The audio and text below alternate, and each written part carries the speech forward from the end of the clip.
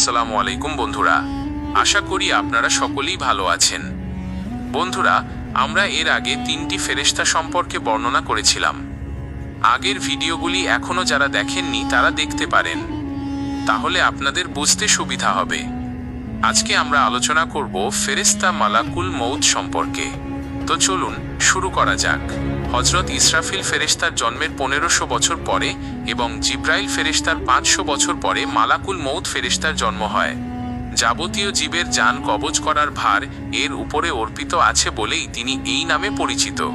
হাদিস শরীফে উল্লেখ আছে, ফেরেশতা মালাকুল মউতের 4খানা ডানা এবং প্রত্যেক ডানায় অসংখ্য পালক আছে। প্রত্যেক পালকের অগ্রভাগে একটি মাথা, একটি মুখ ও 2টি করে চোখ আছে। দুনিয়ার সৃষ্টি হতে কিয়ামত পর্যন্ত যত প্রাণী জন্মগ্রহণ করেছে এবং করবে, মালাকুল মউত ফেরেশতার ঠিক তত সংখ্যক মাথা ও মুখ আছে। অবশ্য এই সকল মুখ ও মাথা তার পালকের অগ্রভাগে অবস্থিত, কিন্তু তার প্রধান মস্তক একটি। এই প্রধান মস্তকের চারিদিকে 4টি মুখ আছে। তার শরীরের প্রত্যেক পালকের 2খানা করে হাতও আছে। কারোর জান কবজ করবার পর তার জন্য নির্দিষ্ট চোখ ও হাত তার শরীর হতে লুপ্ত হয়ে যায়। পক্ষান্তরে কোন জীবের জন্মগ্রহণের সাথে সাথেই তার শরীরে একটি মাথা, একটি মুখ, 2টি চোখ ও 2খানা হাত উৎপন্ন হয়। এইভাবে প্রত্যেক সময় তার শরীর হতে সহস্র সহস্র মাথা ও হাত লুপ্ত হয়ে যাচ্ছে এবং নতুন মাথা ও হাত উৎপন্ন হচ্ছে। চতুর্থ আসমানে ফেরেশতা মালাকুল মউতের বিরাট সিংহাসন দপ্তর অবস্থিত। ফেরেশতাদের মধ্যে মালাকুল মউত সর্বাপেক্ষা বিরাট, ভীষণ ও শক্তিশালী। এর ডান হাত পৃথিবীর পশ্চিম সীমান্ত পর্যন্ত এবং বাম হাত পূর্ব সীমান্ত পর্যন্ত বিস্তারিত। তার এক পা পৃথিবীর উত্তর সীমান্ত পর্যন্ত ও অপর পা দক্ষিণ সীমান্ত পর্যন্ত প্রসারিত। ফেরেশতা মালাকুল মউতের ডানে ও বামে অগণিত ফেরেশতা তার কার্যের সাহায্যার্থে দণ্ডায়মান আছে। তিনি বিরাট একটা আসনে উপবিষ্ট আছেন এবং সামনে বিরাট একটা টেবিল স্থাপিত আছে। টেবিলের উপরে জগতের প্রত্যেকটি প্রাণীর নাম লিখিত বিরাট দপ্তর বা ডায়েরি বই সর্বদা উন্মুক্ত আছে। কোন দিনের কোন মুহূর্তে কোন স্থানে কিভাবে কার জান কবজ করা হবে তা তার এই বিরাট দপ্তরে লিখিত আছে। তার টেবিলখানা নূরের দ্বারা নির্মিত ও 70,000 পায়া বিশিষ্ট। মালাকুল মউতের দেহ এত বিরাট যে যদি সপ্ত সমুদ্রের যাবতীয় পানি তার মাথার উপর ঢেলে দেওয়া হয় তবে উহার এক ফোঁটাও পানি নিচে পড়বে না, সবই তার শরীরে শুকিয়ে যাবে।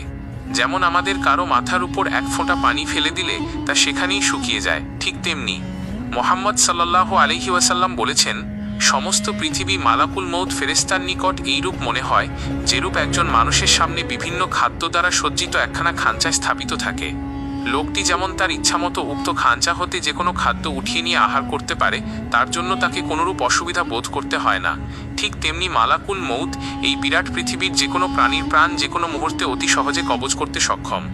হাদিস শরীফে উল্লেখিত আছে, হযরত মুহাম্মদ সাল্লাল্লাহু আলাইহি ওয়াসাল্লাম যখন মেরাজে গমন করেছিলেন তখন হযরত জিব্রাইল আলাইহিস সালাম ফেরেশতাদের সাথে তিনি মালাকুল মউতের নিকটবর্তী হয়ে তাকে আসসালামু আলাইকুম ইয়া মালাকুল মউত বলে সালাম দিয়েছিলেন। কিন্তু মালাকুল মউত সালামের কোনো জবাব দিলেন না। আল্লাহর তরফ থেকে তৎক্ষণাৎ আদেশ এলো, হে মালাকুল মউত, আমার পেয়ারা হাবিবের সালামের জবাব দাও এবং তিনি যা কিছু জিজ্ঞেস করেন তার প্রত্যেকটির উত্তর সঠিকভাবে দাও।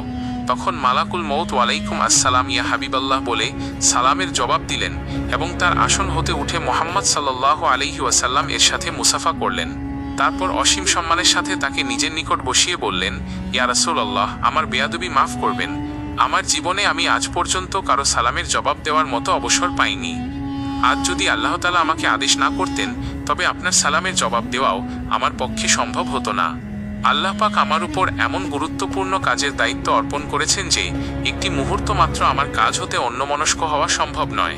প্রতি মুহূর্তে আমাকে জিন, মানব, দৈত্য, দানব, পশু, কীট পতঙ্গ প্রভৃতি নিয়ে কোটি কোটি জীবের জান কবজ করতে হয়। অথচ তাদের জান কবজ করবার জন্য নির্দিষ্ট সময়ের এক মুহূর্ত পূর্বে অথবা এক মুহূর্ত পরেও সেটি করবার উপায় নেই। আজ আপনার শুভ আগমন উপলক্ষে আল্লাহ রাব্বুল আলামিনের আদেশে আমার দপ্তরের যাবতীয় কাজ বন্ধ রেখে আপনার সাথে কথা বলবার অবসর পেয়েছি। আমার জীবনে এই সর্বপ্রথম অবসর। তখন মুহাম্মদ সাল্লাল্লাহু আলাইহি ওয়াসাল্লাম জিজ্ঞেস করলেন, হে মালাকুল মউত, আপনি কি রূপে জীবের জান কবজ করতে থাকেন?